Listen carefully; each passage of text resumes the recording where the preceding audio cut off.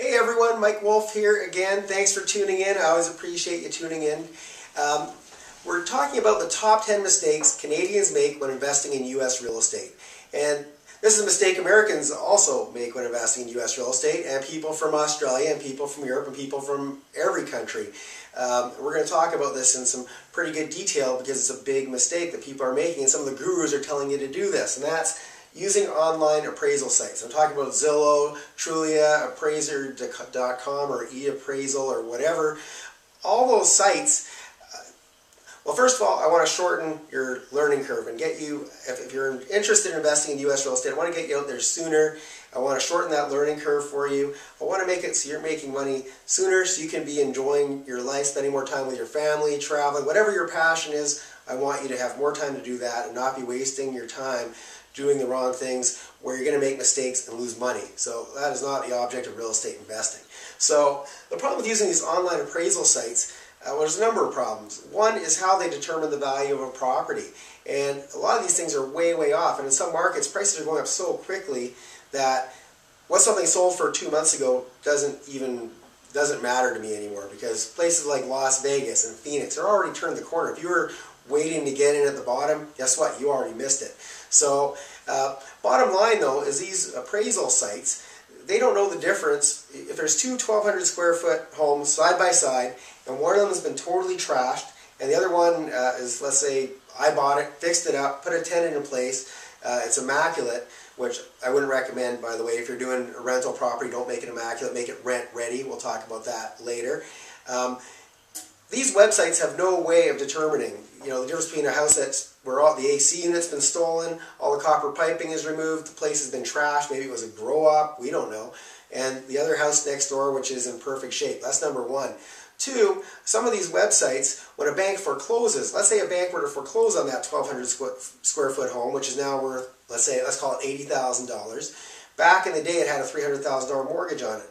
The bank forecloses on this property, and it shows up as a sale for $300,000, when in fact it wasn't a sale. It was a foreclosure. So there's a lot of misinformation. So some gurus will tell you, you can use Zillow as a starting point. Zillow is random. You get some of these properties that they're going to say it's worth way less than it really is. You can have others that say it's worth way more than it really is. So it's totally irrelevant. There's no point even looking at it. I use it to look at pictures of the home. Sometimes I'll have pictures and they'll have the streetscape.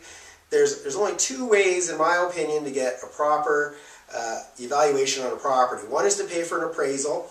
Now, and even then, you can get 5 different appraisers, get 5 different numbers. So don't think it's an exact science. But at least these people are actually going and looking at the home in some cases. In some cases, they don't actually do that. That's another story.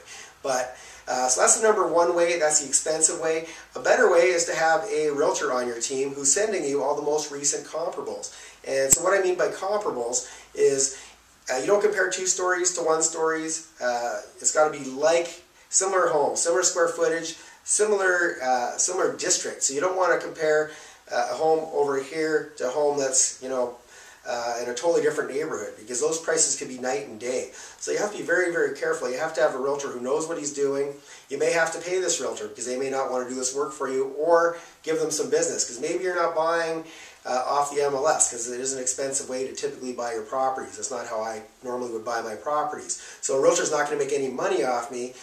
However, when I do go to sell my properties, quite often I'll use a realtor. And I'll always use a realtor that's offering to help me on the front end to buy the properties, on the acquisition side of things. So those are your 2 best and most accurate ways to get this information. So if you're going to use a realtor, which is going to save you money over an appraiser, ask for what's called a CMA, Comparative Market Analysis. And all that is a list of other homes that have sold in the last X number of days, and you can tell them how many days you want them to go back, whether it be 30, 60, 90, 180. You got to keep in mind, the further you go back, the less accurate it's going to be in a market that's either upwardly mobile or downwardly mobile. If it stayed the same for a while, then no problem. But in a market that's changing, you really want the most current data. One really important thing is don't look at the actives. You could list your home. You could take a 1,200 square foot house and ask $1 billion. You could ask $1 trillion for it. that's not market value. Market value is what somebody's willing to sell it for and what somebody's willing to pay for it. When those two numbers converge and they meet, that is market value. So we need to see what's actually sold. I don't want to see what's expired. I don't want to see. I sometimes want to see what's active just to see what my competition is going to be if I'm going to flip that property. I want to see what I'd be up against. Because if you have a whole bunch of people that are they've listed their homes too high, that might give you a little bit more of a boost. But if you have somebody who's really desperate and they've got their house listed low, I know that I've got to get this property for really, really cheap if I'm going to make a profit flipping it. So really important to keep this in mind. And like I said, all these online sites, and even the online sites are going to give you different numbers. And also another thing to avoid is looking at tax assessments. They're quite often very inaccurate. And once again, the city's not going inside these homes. The municipality doesn't have access to the inside. They can only go by square footage and neighborhood, and they're basing it on certain statistical information they've got. I would not rely on that. The only two ways I rely on, once again, are appraisers and realtors. So I hope this helps. Good luck out there and happy house hunting, and we'll see you in the next video.